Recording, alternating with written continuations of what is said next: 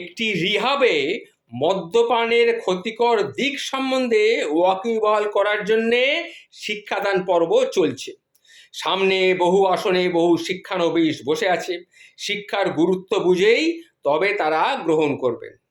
শিক্ষক মহাশয় দুটি খালি গ্লাস টেবিলের ওপরে রাখলেন। তারপর একটি গ্লাসে পরিশ্রুত জল রাখলেন আর অন্য গ্লাসে একটু দামি মদ রাখলেন। এরপর দুটি সমগোত্রীয় পোকাকে এই গ্লাস দুটির মধ্যে ছেড়ে দিলেন। খানিকক্ষণ বাদে দেখা গেল যে জলের মধ্যে পোকাটি আনন্দে সাঁতার কাটছে আর মদের মধ্যে পড়ে থাকা পোকাটির মৃত্যু ঘটেছে।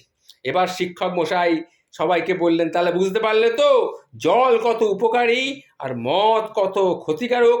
এবার তুমি বলো তোমাদের মধ্যে কে জল খাবে আর কে মদ খাবে।